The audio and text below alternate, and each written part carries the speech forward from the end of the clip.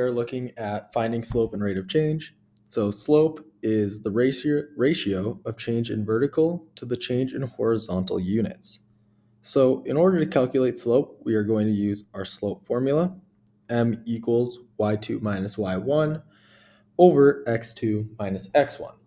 So this is totally review from Algebra 1. So let's go through a couple of examples just to jog our memory a little bit. So remember, when labeling these, our first order pair will be x1 and y1, and our second ordered pair will be x2 and y2. So let's substitute those into our slope formula.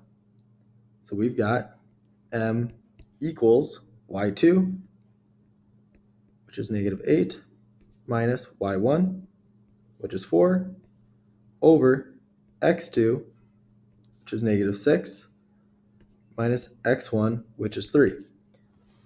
As you can probably notice, when I substitute in negative values for our variables, make sure to put parentheses around them just to designate that they are negative numbers. From here, I'm going to simplify my numerator and denominator. So negative 8 minus 4, which is negative 12, over negative 6 minus 3, which is negative 9. Now, all there is to do is to simplify my fractions. So both of my negatives will cancel out, giving me 12 ninths. And then I can simplify my fraction, dividing both 12 and 9 by 3 to give me 4 thirds, which will give me 4 thirds as my slope. Okay, let's just do a couple more of these.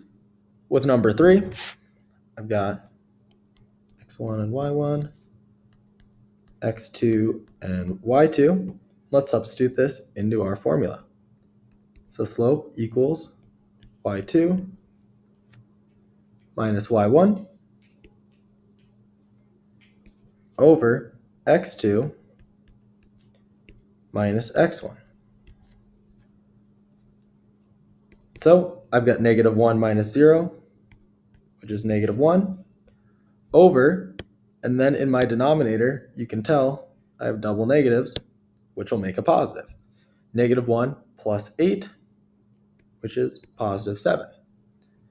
Since I have only a negative in my numerator, that'll leave my fraction as negative.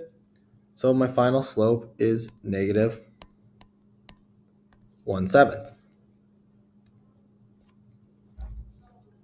Okay, same process with number 5.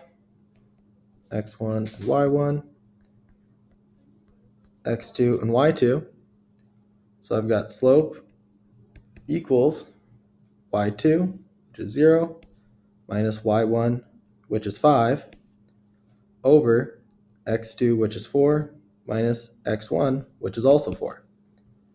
So 0 minus 5 is going to give me negative 5. 4 minus 4 gives me 0. Anytime that you have a fraction over 0, you are unable to divide those. So that would give you an undefined slope, which is a vertical line.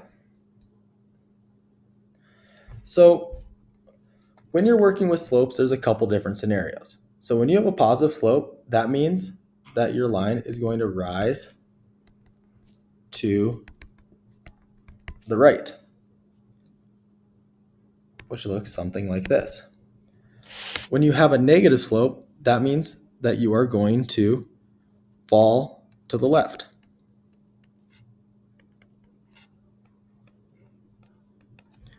Which looks something like this. Undefined slopes are going to be your vertical lines.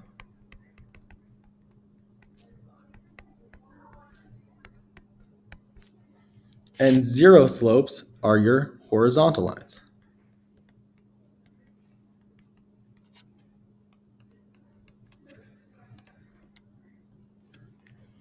Okay.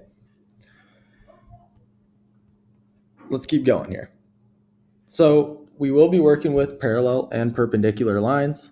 So remember, parallel lines are your lines that have the same slope, and perpendicular lines are lines that have an opposite reciprocal.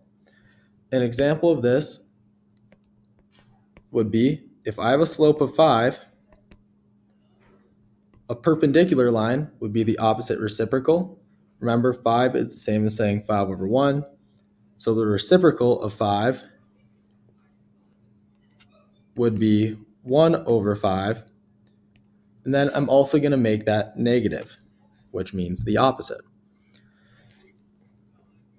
Okay, most of the time we will write our lines in slope-intercept form, which is this form showed on the left, where m is our slope and b is our y-intercept. So if I was to give you an equation like these first two, and I wanted you to find the slope, let's just do number 1 as an example. To find the slope given an equation, I would recommend solving for y and creating a slope-intercept form equation.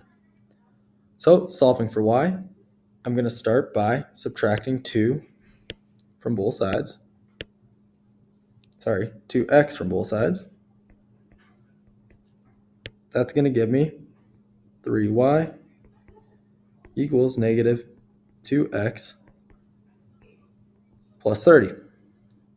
Now, to solve for y, we should divide our coefficient and simplify. So that's going to give me the equation y equals negative 2/3 x plus 10. Remember, based on your slope-intercept form, your slope is going to be your coefficient on x. So my slope for this equation would be negative 2/3. Okay, we'll save number 2 for together in class. Okay, just a couple more examples here. The next section, determine the value of r so that a line with a given slope contains the given points. So for this example, we are going to use our slope formula to calculate our missing variable. So remember, our slope formula is m equals y2 minus y1 over x2 minus x1. So let's go ahead and substitute in our values. X1 and y1, x2 and y2, and then m equals 2. So let's substitute all those in. So that will give me 2 equals y2, which is 3, minus y1, which is r, over x2, which is 2, minus x1, which is 5. Okay, let's go ahead and simplify this so we can solve for r. So simplifying my denominator, that gives me 2 equals 3 minus r over 2 minus 3. 2 minus 5, which is negative 3. Now to undo my fraction, I'm going to multiply both sides by negative 3. That's going to give me negative 6 equals 3 minus r. Now I'm going to isolate my variable by subtracting 3 from both sides. That will give me negative 9 equals negative r. Now I've got negative 1 as my coefficient on r, so I'll divide both sides by negative 1. And that's going to give me r equals a positive 9, which is my final answer for this one. Okay, keep in mind there is a lot of different ways you can solve this, and you could even alternate your order with which ordered pair is your 1s and which ordered pair is your 2s. Okay, now we'll do a little bit of graphing here. So graph a given line given the following conditions. So let's go through this. We know this line is going to go through the point negative 2, 2. So let's start there. We know it will cross through this point. We also know that this line is going to be parallel to the following equation. So the piece of information that we can get from the parallel is that our slopes are going to be the same. So let's solve the slope for this equation. Solving for y here, let's start by subtracting 3x from both sides. That's going to give me 2y equals negative 3x plus 8. Now let's divide our coefficient. Oops, I meant for that to be a 2. That's going to give me the equation y equals negative 3 halves x plus 4. Now that this is in slope-intercept form, I know that my slope is going to be my coefficient on x. So I know that my slope is going to be negative 3 halves. And since my lines are parallel, I know that the slopes are going to be the same, so I can use negative 3 halves as my slope for the line that I am trying to graph. So let's make our points. Remember, we have rise over run, so we're going to rise negative 3, run 2. Rise negative 3, run 2, rise negative 3, run 2. Oops, that did not work the way that I thought it was going to. Let's go ahead and draw in our line. So connecting the points best we can. It's going to give us a line that looks something like that. Okay, let's go ahead and do number 7 as well. Number 7 is a perpendicular example.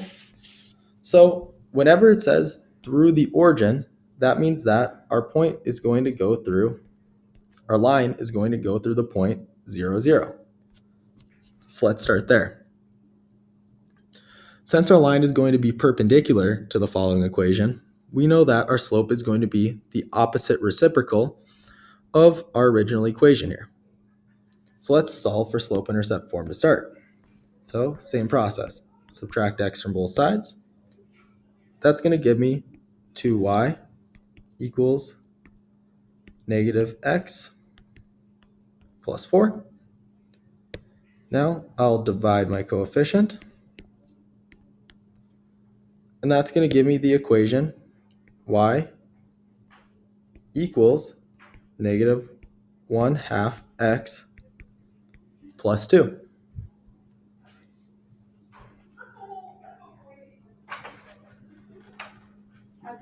Once again, we know that negative 1/2 is the slope of our original equation that they give us. But our slope is going to be perpendicular. So if we know that their slope is negative 1/2, a perpendicular slope to that would be the opposite reciprocal. So the reciprocal of negative 1/2 is negative 2, and the opposite would be a positive 2. So we know that our slope is going to be positive 2. So from our original point, which is at the origin, we are going to count up to over 1.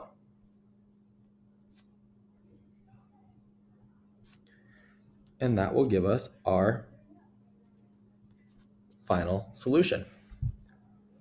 All right, I know there are a lot of problems in this section. That's why doing some notes ahead of time is helpful. Please try the others on your own and come to class with any questions that you have. Thanks for watching.